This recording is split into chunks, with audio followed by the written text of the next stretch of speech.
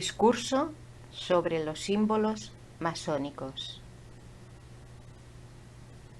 Penetrar en el mundo de los símbolos es en verdad penetrar en el mundo, porque el símbolo, en su acepción más amplia, o la simbólica, que es justamente la ciencia que investiga los símbolos de todas las culturas y civilizaciones que se han sucedido a lo largo de la historia, es una ciencia multidisciplinar que busca interpretar la realidad del cosmos y del hombre de acuerdo a los principios y leyes universales.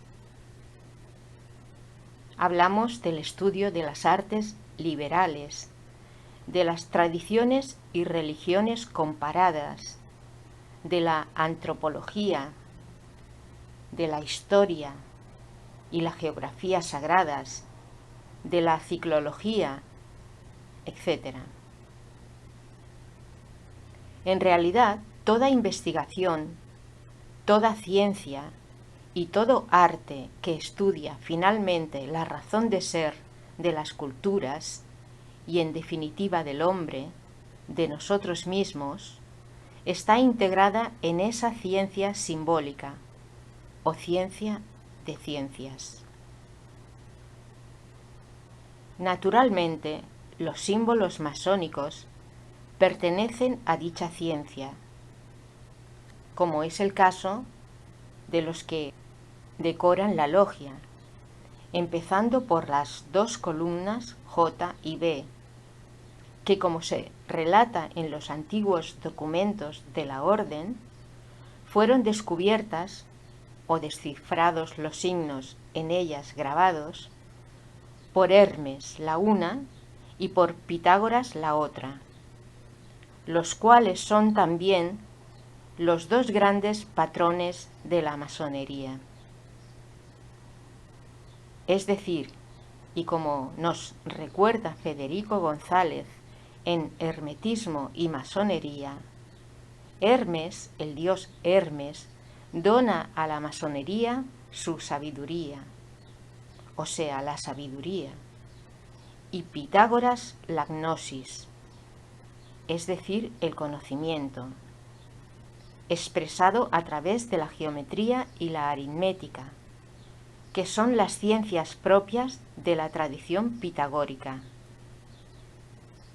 Estas dos ramas de la tradición unánime se fusionan en la masonería, conformando su ser y su esencia.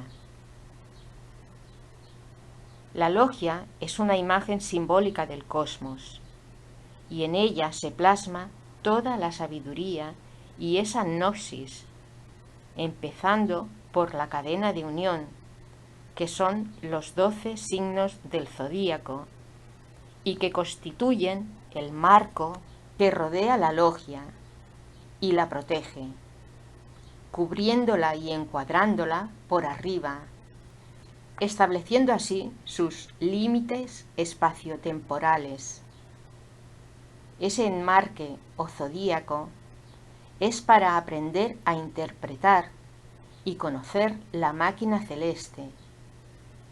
Y puesto que estamos hechos a imagen del cosmos, nosotros también somos el zodíaco. Dentro de ese marco o encuadre se encierran una serie de elementos que son todos los símbolos que están presentes en la logia, empezando por el principal de todos ellos, que no es otro que el delta luminoso, el símbolo del gran arquitecto del universo. Es decir, que esa sabiduría y ese conocimiento, representado por las dos columnas, por Hermes y Pitágoras, se concentran y sintetizan en el delta luminoso. En verdad, la logia no está tan solo iluminada por las luces físicas que se distribuyen en diferentes lugares en número de 3, 9, 12 o las que sean, dependiendo del rito o del grado en que se trabaje, sino que es por la luz inteligible que emana del delta, por la que la logia está en realidad iluminada. Para algunos autores, el delta masónico es de origen pitagórico, pues es idéntico en cuanto a su significado iniciático a la tetractis, la cual constituía el símbolo de aquello que los masones llamamos el gran arquitecto, aunque los pitagóricos se referían a él con el nombre de mónada o unidad. En la masonería, el delta luminoso es el símbolo de esa unidad, la cual no puede ser representada, pues se trata de una idea que no tiene ninguna forma. Es el 3, es decir, el ternario o el triángulo, el símbolo de esa unidad, o sea, la unidad más el binario, en que ésta se expresa. En efecto, el triángulo es la primera forma, la primera representación que se puede tener de la unidad. Por eso, el delta luminoso es un triángulo. Como decimos, el delta era venerado por los pitagóricos en la forma de la tetractis, la cual tiene también una forma triangular, y era considerada como el símbolo de la mónada y del universo al mismo tiempo, pues esa forma triangular está constituida por 10 puntos dispuestos a 4 niveles, 1, 2, 3, 4, cuya suma da efectivamente 10. Esos 4 niveles están indicando la idea del cuaternario, del número 4, y no deja de ser interesante observar que en el alfabeto griego la letra delta ocupa el 4º lugar. Esos 10 puntos o 10 números que repetimos constituyen la suma de los 4 primeros dígitos son el símbolo de la manifestación universal, del discurso cósmico en el despliegue indefinido de todas sus posibilidades. El mismo simbolismo está sugerido bajo una forma geométrica distinta, por el círculo y la cruz inscrita en su interior, es decir, por el símbolo universal de la rueda, siendo esa cruz la expresión misma del cuaternario, que es el que hace posible conectar el centro y la circunferencia, y por tanto la unidad y la multiplicidad, y viceversa. En realidad, la tetractis reúne como el delta masónico o la rueda los símbolos geométricos y numéricos que mejor explican el acto misterioso de la creación, y más allá de ella nos enseña a concebir en nuestro interior la idea misma de la unidad o gran arquitecto, didáctica que no sólo va dirigida a la mente racional, a la que ordena, sino sobre todo a despertar la intuición intelectual que reside en el corazón y que es la que verdaderamente nos conduce en el camino del conocimiento. De ahí que para la masonería sea tan importante el delta luminoso como representación simbólica del gran arquitecto, y subrayamos lo de representación simbólica, porque evidentemente los símbolos, aunque manifiesten fielmente la idea que quieren expresar, no son esa idea, o mejor dicho, son la forma, la piel que recubre la idea, el espíritu de la cosa representada.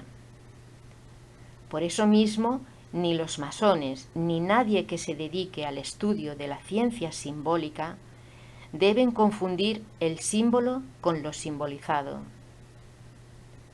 En el caso del delta luminoso, la idea que representa no es otra que el gran arquitecto, y son los iniciados que investigan en ese símbolo los que con su trabajo de meditación en él pueden llegar a descubrir en sí mismos y para sí mismos qué significa el gran arquitecto, puesto que este no es un dogma. En este sentido, hemos de tener en cuenta que la masonería no es una religión y por tanto no tiene dogmas. Están sus símbolos, sus ritos y sus mitos, y cada cual los interpreta según sus propias posibilidades, nacidas como consecuencia de una sincera reflexión y meditación en ellos. Como decimos, la masonería carece de dogmas, pero sí tiene principios. Los símbolos que decoran la logia son los principios, que están expresando las distintas modalidades de la inteligencia del gran arquitecto.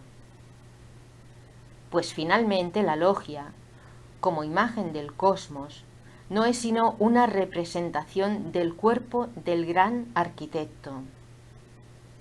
El cosmos, en realidad, es el símbolo mismo del gran arquitecto, y todos los elementos que están dentro de la logia representan, lógicamente, distintos aspectos de su inteligencia y su sabiduría.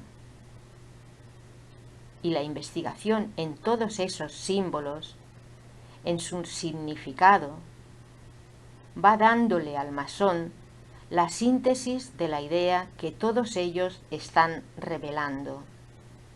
Operación relacionada directamente con aquella expresión masónica que dice que la labor del masón es difundir la luz y reunir lo disperso. Esa luz a difundir es la luz que emana del delta luminoso y que nos permite reunir el significado profundo de los distintos elementos simbólicos que decoran la logia, porque en esa reunión no solo estamos concibiendo ideas, sino que fundamentalmente nos estamos reuniendo y concibiendo a nosotros mismos. Es decir, nos estamos encontrando, descubriendo nuestro auténtico ser y esencia, pues en realidad se trata de una reintegración interior, y para eso precisamente es para lo que sirve el símbolo, porque no es la forma de éste la que ilumina la inteligencia, sino justamente la idea que está plasmada en él. Y eso es muy importante a tener en cuenta, porque así evitaremos confundir el símbolo con lo simbolizado. El símbolo tampoco es una alegoría, y eso también es muy importante tenerlo en cuenta, pues muchos creen que los símbolos lo son, es decir, lo que yo me puedo imaginar o suponer que es el símbolo. No, el símbolo no es el producto de la imaginación ni de ninguna suposición humana. Él es el origen suprahumano, de ahí su sacralidad, su sabiduría y belleza implícitas, su fuerza y su energía capaz de transformarnos y hacer de nosotros verdaderamente hombres y mujeres libres. El símbolo constituye una revelación y su esencia solo puede ser conocida mediante la intuición intelectual a la que él mismo despierta. Lejos de ser una alegoría, el símbolo expresa netamente la idea que quiere manifestar. Te está comunicando aquello que en verdad son las cosas, lo que es la realidad en sus diferentes aspectos. Por eso el interés del masón por reunir todos esos símbolos en una síntesis. Y no hay mayor síntesis que la del delta luminoso, el cual revela verdaderamente la idea que está queriendo expresar. Y uno se identifica con esa idea, puesto que uno es una sola cosa con ella. Si las ideas que los símbolos están revelando no estuvieran ya en nosotros previamente, ¿cómo podríamos comprender el símbolo? Nosotros comprendemos lo que somos y tenemos dentro. Dicho de otra manera, lo que la iniciación, en este caso masónica, o cualquier iniciación en la vía del conocimiento te da, es lo que tú ya posees. Es decir, te despierta lo que tú ya tienes, no te añade nada. O sea, no viene nadie a imponerte las manos sobre la cabeza y te da algo que te falta, sino que lo que hace el símbolo es despertar lo que tú eres, lo que tienes en ti mismo. Por eso decía antes que el mayor desconocido es uno mismo. Uno no se conoce hasta que empieza a darse cuenta realmente de que no sabe nada. No es que lo advierta solo mentalmente, sino que todo su ser vibra, por decirlo de alguna manera, con ese descubrimiento. Ese no saber es el impulso para conocer. Ahora bien, para el que piensa que ya lo sabe todo, no es posible la iniciación. No es un iniciable, es decir, no tiene posibilidad de conocer. Por eso se dice que hay que dejar los metales en la puerta del templo, porque esos metales son los conceptos, ideas falsas e identificaciones de todo tipo que mantenemos con el mundo profano, y la logia, es decir, la masonería, nos ofrece una vida nueva, y eso es precisamente lo que nos da la iniciación. La palabra iniciación viene de la raíz latina ire, que significa ir hacia, emprender un camino. Así pues se trata de la posibilidad de emprender un camino nuevo. Ahora bien, si aquella persona que quiere entrar en nuestra orden viene con la idea de que ya lo sabe todo, de que ya está de vuelta de todo, que no puede enseñársele nada, pues entonces no sabe uno qué viene a hacer a la masonería. Por ello es que en la iniciación masónica, como todos sabéis, la desnudez está representando justamente eso, es decir, la idea de que uno está despojado completamente de todo, de aquello que no le sirve en verdad, porque en lo que la investigación de los símbolos, en este caso los masónicos, te hace caer en cuenta, es en que todo lo que sabes lo tienes que deponer. Pues si no dejas un espacio en ti mismo, ¿cómo vas a poder conocer algo nuevo? Hay un dicho que afirma: el que está lleno de sí mismo no tiene lugar para Dios.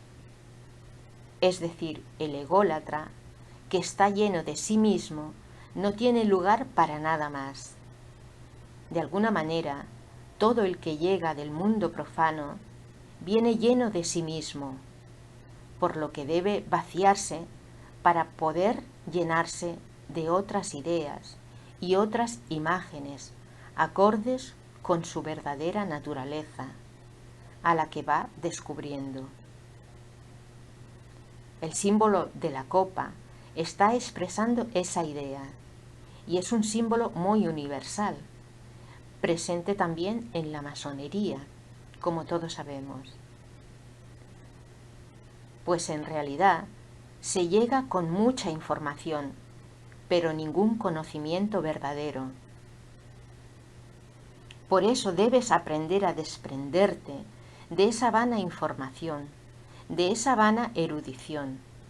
Pero claro, la copa vacía no se llena con más erudición. Lo que se recibe es otro tipo de enseñanza.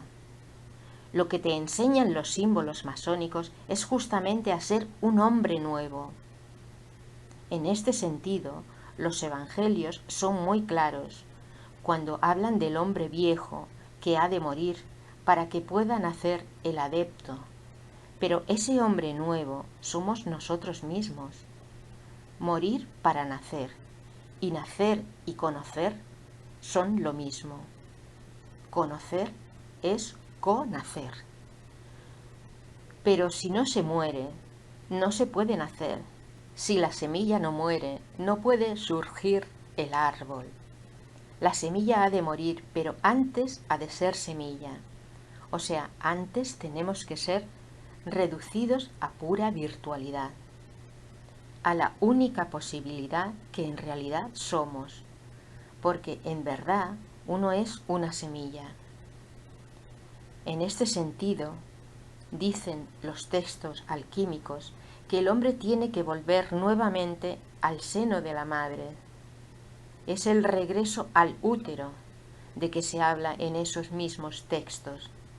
Morir dentro de ese útero para renacer. Por eso es que el ingreso en la cámara de reflexión, en la caverna iniciática, representa el ingreso en la matriz de la Madre Tierra. La Tierra, como representación de la matriz universal, es decir, del seno de la Madre, es tu alma en verdad. Uno ingresa en su propia alma, en su propia cámara de reflexión, que es como el atanor alquímico, y ahí se despoja de todo. Además, en el rito de la iniciación masónica, justamente se está representando eso cuando ingresamos en la cámara de reflexión. Es decir, te quitan los metales y simbólicamente te desnudan, porque no puedes ingresar en esa caverna, en esa matriz, con todo lo que tú traes desde fuera. Y solo después de esa muerte simbólica, es decir, de morir verdaderamente al hombre viejo, es que se puede entrar en el templo, que puedes llamar a las puertas del templo. Claro está que has de ser guiado, porque en esos momentos de transición entre lo profano y lo sagrado estás muerto simbólicamente. Y para nacer tienes que nacer dentro del templo. Es por eso que te acompañan hasta la puerta del mismo. Y una vez allí llaman y te abren e ingresas. Recordemos que durante nuestra iniciación nos hicieron arrastrar prácticamente por el suelo, como diciendo que entras por una puerta muy estrecha, por una puerta por donde solo pasa una semilla, lo más pequeño. Entonces se entra en la logia como germen, como pura virtualidad. Pero esa semilla necesita de los distintos elementos, es decir, del agua, del aire y del fuego, puesto que si no recibe aire, agua y calor y luz, no puede crecer. Ese es el significado de dichas pruebas, las cuales están presentes en las iniciaciones de todas las tradiciones, pues como bien sabéis, no son exclusivas de la masonería. La masonería, en verdad, es una tradición una organización iniciática que justamente hereda sus símbolos, ritos y mitos de los antiguos misterios. Por eso, en el mundo moderno, en nuestro tiempo, tenemos la gran suerte de que todavía exista una tradición como la masónica, que conserve la estructura de la iniciación. Por ello, la masonería es hoy en día verdaderamente un lujo, y muchas veces nos olvidamos de esta circunstancia, de la gran fortuna que tenemos al haber ingresado en la masonería, o de estar a punto de ingresar en ella. Naturalmente, si uno tiene la vocación de conocerse a sí mismo. Si no es así, por muchos ritos en que participes, por muchos grados que poseas, por mucha información que obtengas, si no tienes voluntad de ser, aquello no va a prosperar. Si la semilla no muere, nada va a fecundar y nada va a nacer. Por eso, cuando durante el rito de iniciación el candidato entra en la logia, lo hace por entre las dos columnas, las columnas J y B, que son como las dos piernas de la madre parturienta. Además, va con los ojos vendados, o sea que va a ciegas, completamente. La logia es como su madre, pues en verdad está siendo parida, y ese nacimiento se produce dentro de la logia. Pero como está privado de la vista, no aprecia nada de lo que hay en ella. Para ver de nuevo, para nacer nuevamente, antes ha de ser purificado por los elementos. Precisamente la palabra elemento quiere decir simple. En realidad esas pruebas por los elementos, lo que en verdad están produciendo en uno es un estado no de simplonería, sino de simplicidad. Y no hay nada más simple que la unidad. La unidad es lo único que no está compuesto, todo lo demás lo está. De dos, de tres, de cuatro, de cinco, en fin, de varios, de múltiples. Pero la unidad no está compuesta de nada, es ella misma. Si uno no es sí mismo, ¿qué va a ser entonces?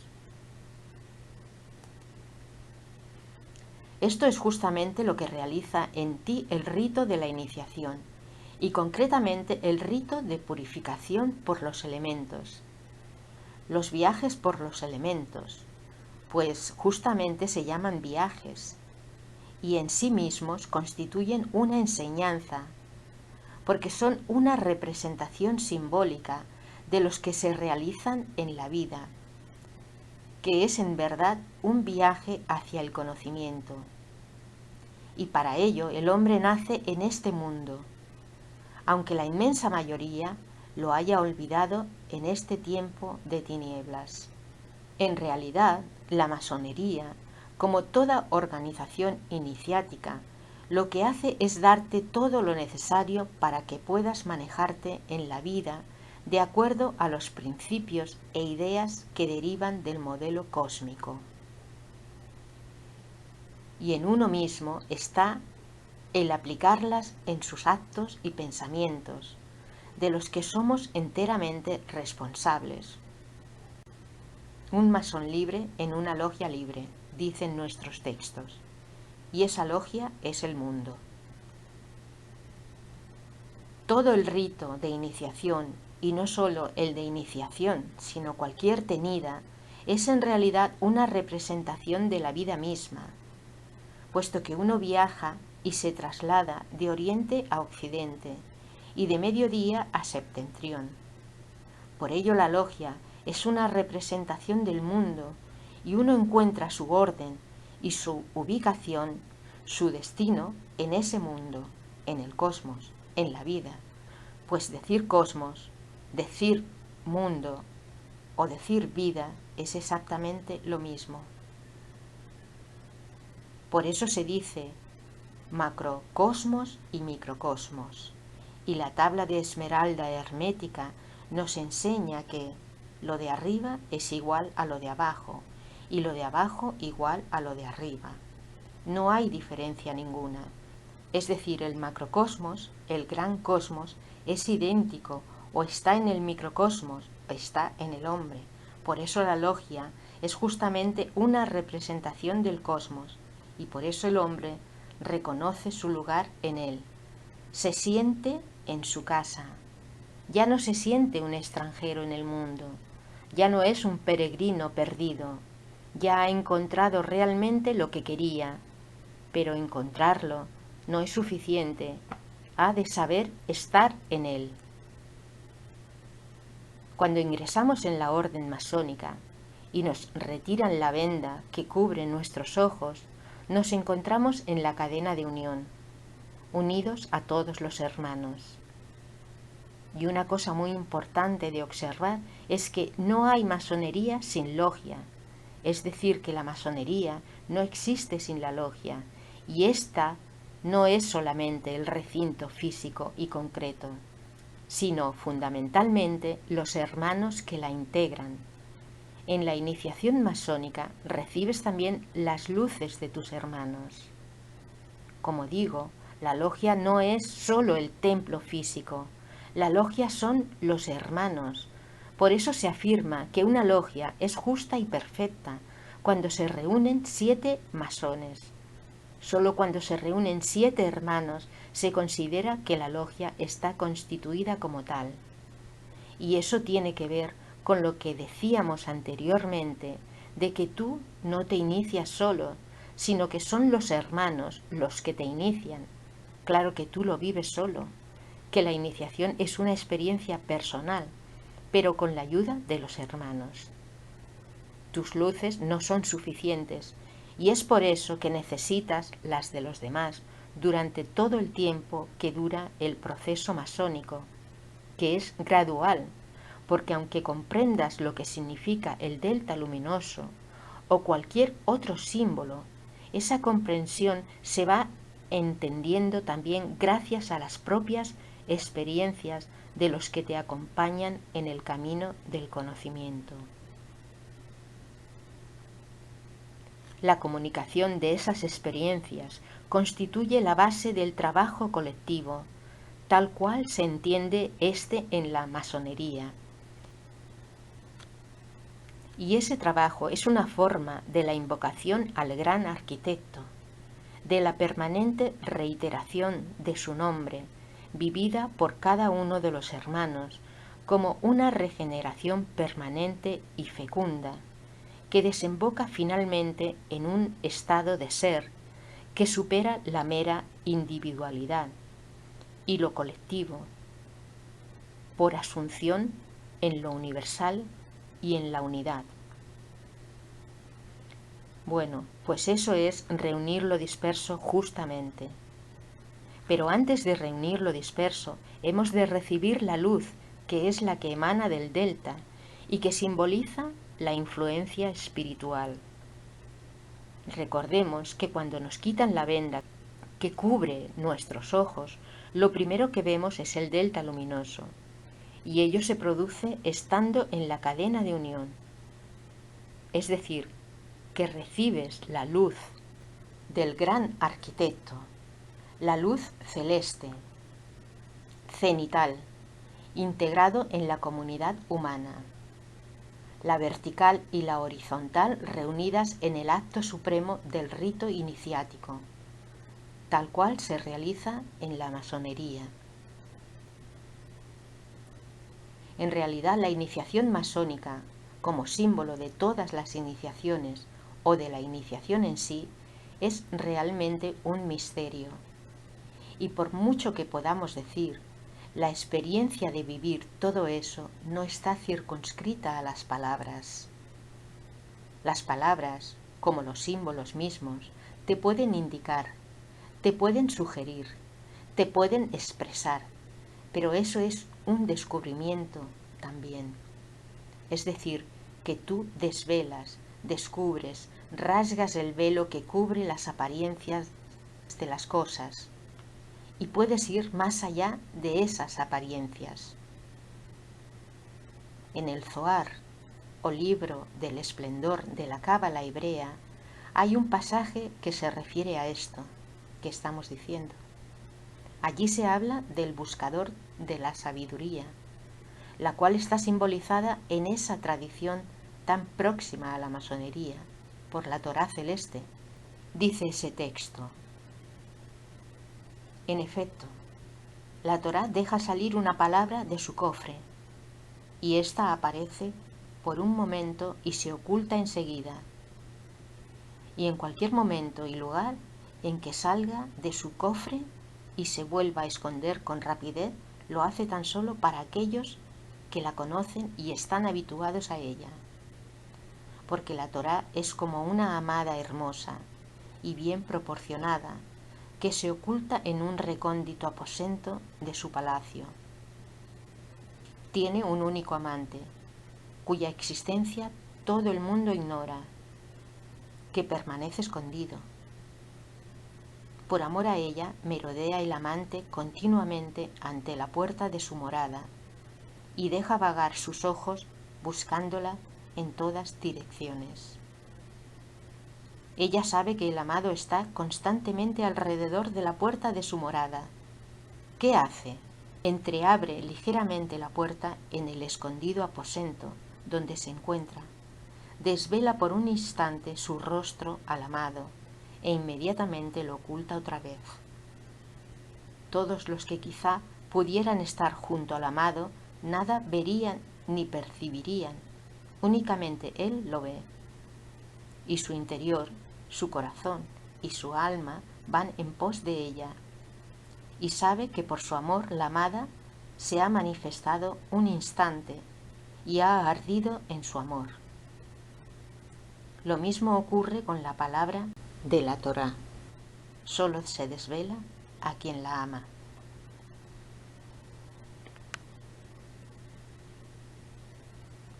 El buscador, el amante de la sabiduría, descubre que ese es su verdadero tesoro y la busca constantemente, en silencio, pues sabe que en la unión con ella está su verdadera identidad. Para el masón ocurre exactamente lo mismo. Una vez que ha recibido el influjo espiritual de la iniciación, que siempre ocurre en lo más secreto de la cámara de su corazón, descubre que en realidad la masonería, como la sabiduría, solo se revela y entrega su tesoro a quien la ama. ¿Qué hay entre tú y yo? Un secreto. ¿Cuál es ese secreto? La masonería.